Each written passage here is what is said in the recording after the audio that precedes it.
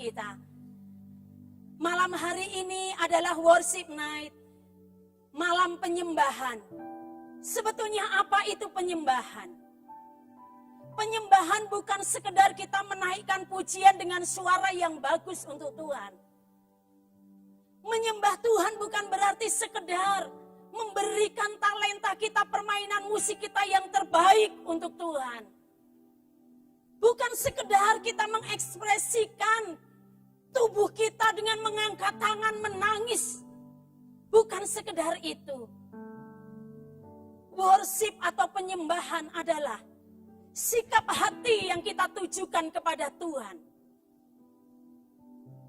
Tuhan merindukan worshiper.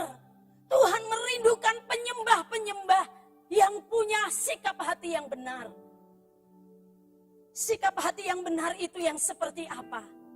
Yang harus kita miliki itu seperti apa?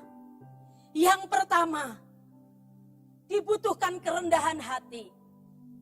Kita belajar dari kisah seorang perempuan dari Sirofenesia. Di dalam kitab Markus pasal yang ke-7, ayat yang ke-24 sampai ayat yang ke-30. Di situ dikisahkan bagaimana perempuan ini datang kepada Tuhan dan memohon. Di dalam kitab yang lain, di dalam kitab Matius, ayat ini mengatakan perempuan ini berseru kepada Tuhan. Kata berseru di sini memakai kata asli yaitu kraso, yang artinya adalah dia datang kepada Tuhan dengan menangis keras karena memohon kepada Tuhan agar Tuhan menjamah, membebaskan anaknya perempuan yang sedang dirasuk setan dan menderita. Belajar dari perempuan Sirofenesia ini, kerendahan hatinya terlihat. Ketika dia datang kepada Tuhan, dia berseru. Kemudian dia tersungkur di kaki Yesus. Tersungkur di sini sama dengan artinya menyembah. Proskuneo dalam bahasa aslinya.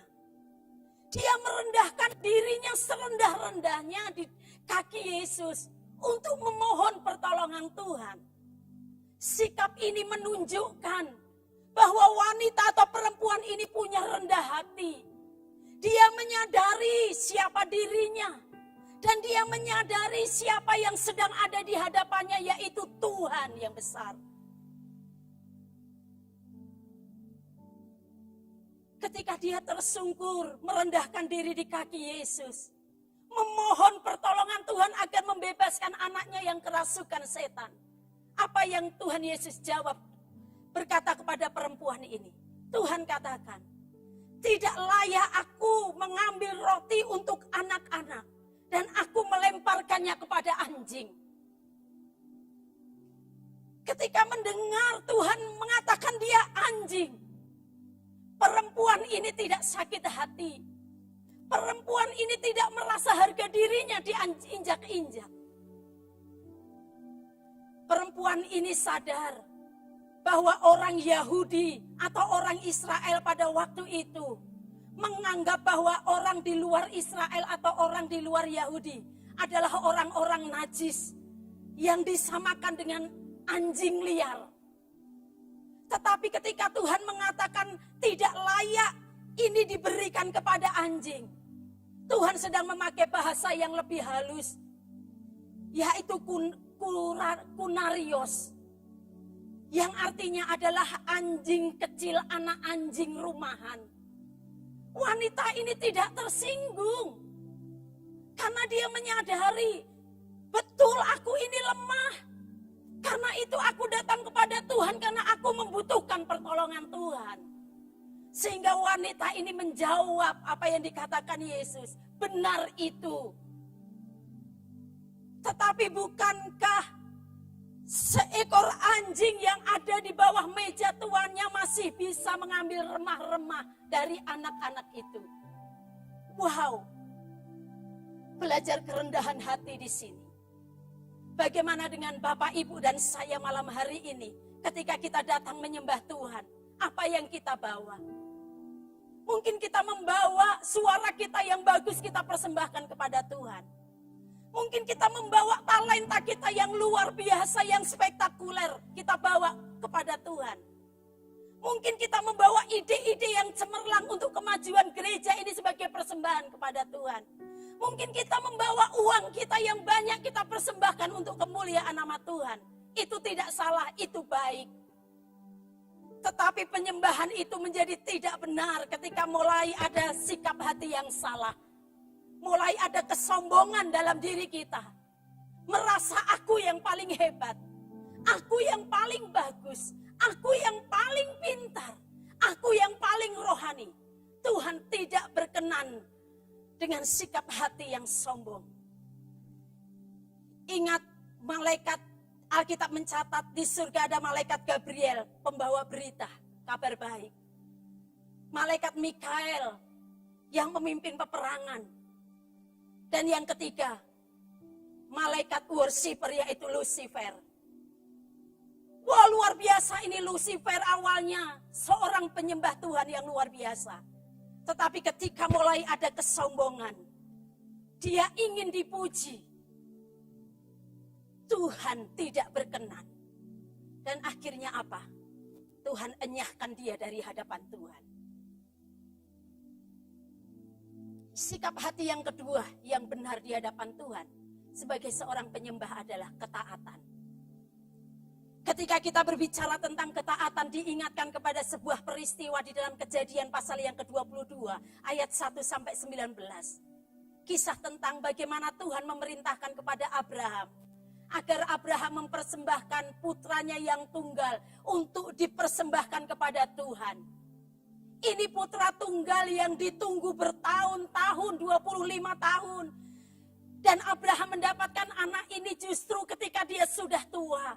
Tetapi sekarang Tuhan memerintahkan agar Abraham mempersembahkan anaknya ini untuk dipersembahkan kepada Tuhan. Kemudian di dalam ayatnya yang ke-26, ayatnya yang kelima, lalu kata Abraham kepada bujangnya, tinggallah kamu di sini dengan keledai ini. Aku beserta anak ini akan pergi ke sana. Kami akan sembahyang. Sesudah itu kami kembali kepadamu. Abraham taat apa yang diperintahkan Tuhan.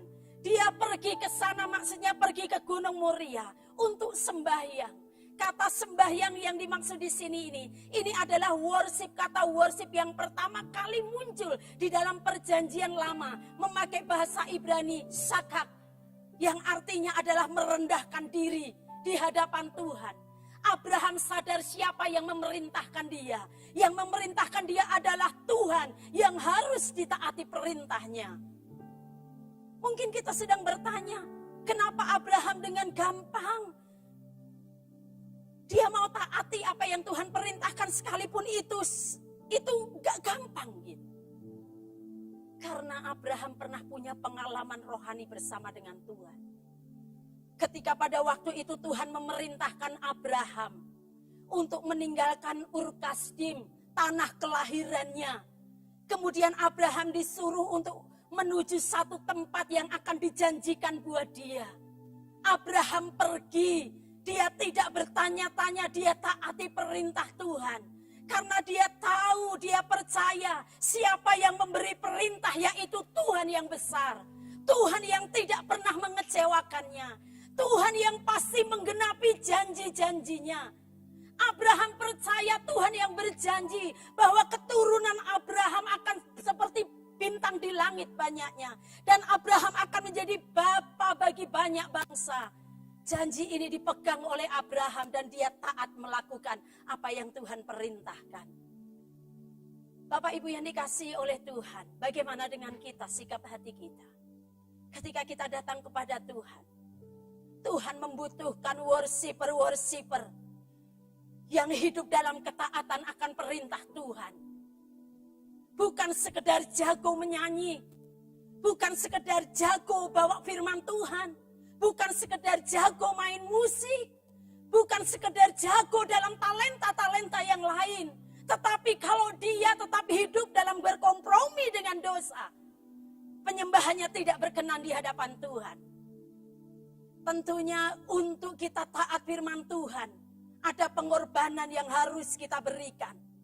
Kita harus mengalahkan keinginan daging, keinginan mata dan keangkuhan hidup. Tetapi ketika kita mau hidup dalam ketaatan firman Tuhan, janji-janji Tuhan pasti digenapi.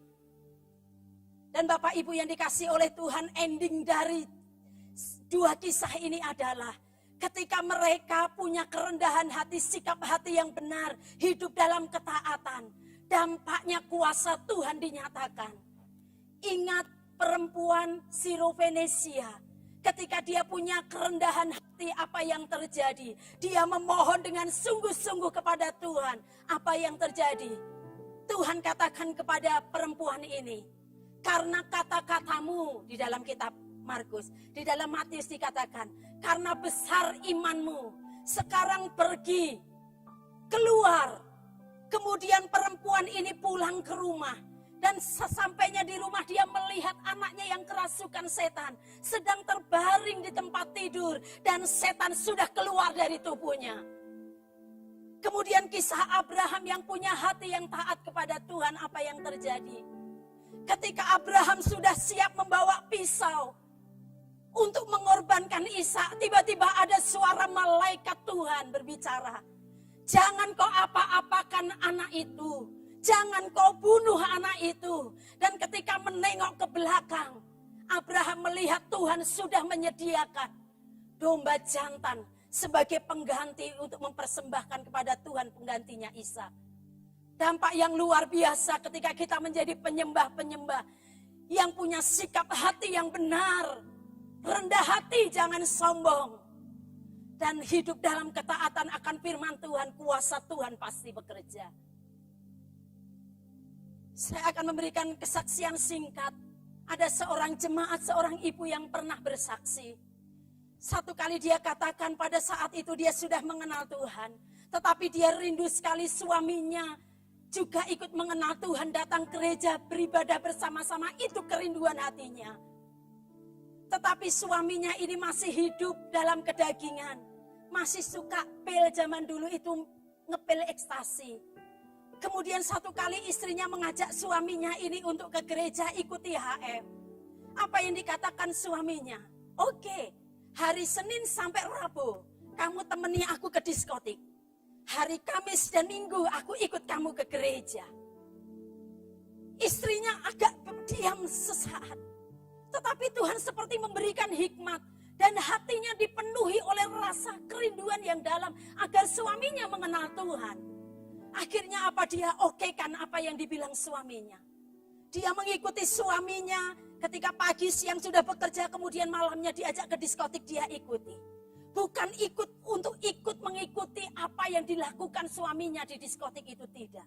Dia dampingi suaminya duduk di diskotik itu.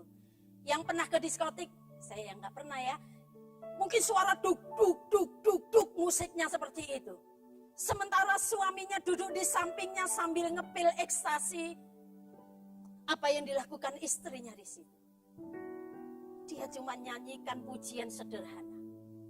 Allahku luar biasa, Allahku luar biasa, Allahku luar biasa dalam segala perkara. Dia nyanyikan itu beruang, semakin keras itu musik di situ, semakin keras dia menyanyikan untuk Tuhan. Dan itu berulang-ulang dia lakukan seperti itu. Satu kali suaminya merasa sesuatu yang lain dengan istrinya ini. Dia mendengar kenapa di tempat seperti ini dia menyanyikan pujian apa sih yang dinyanyikan.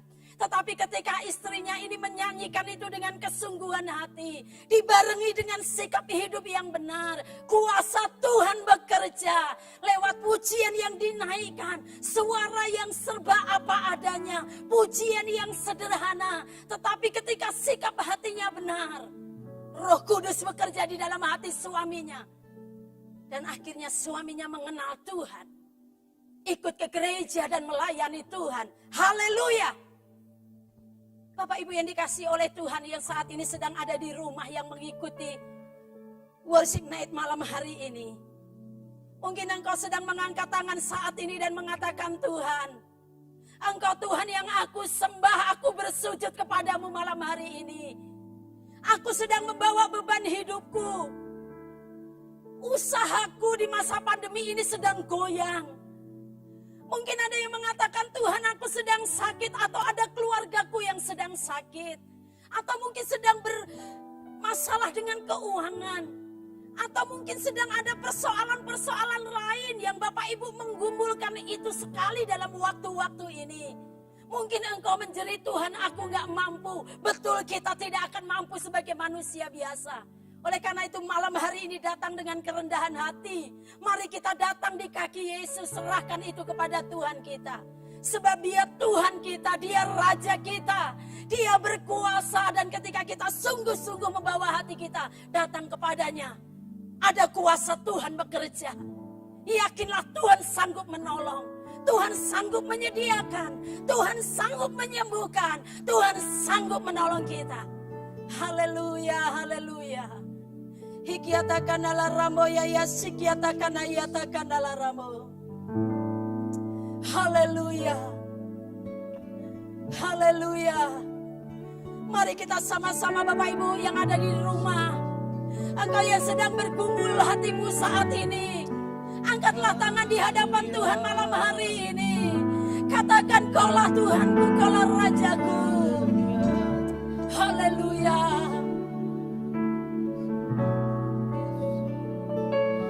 Haleluya. Haleluya.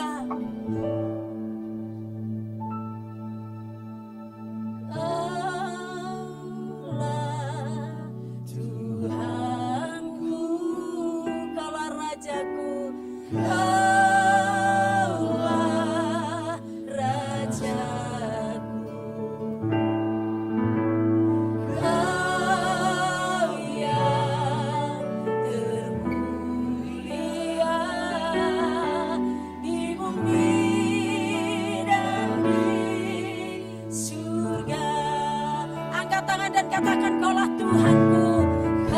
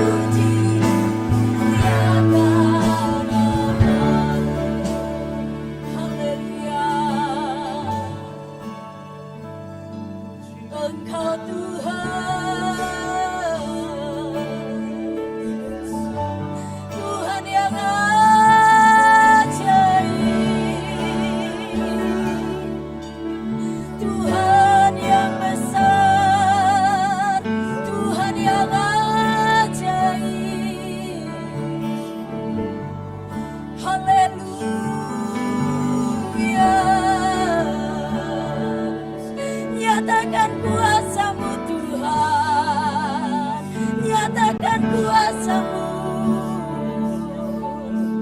Hikialala ramo yaya shikiada galaramo.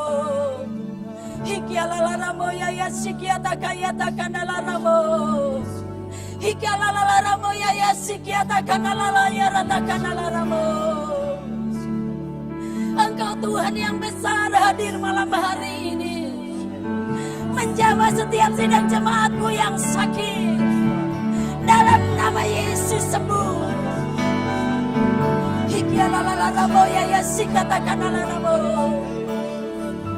Yang sedang mengalami usaha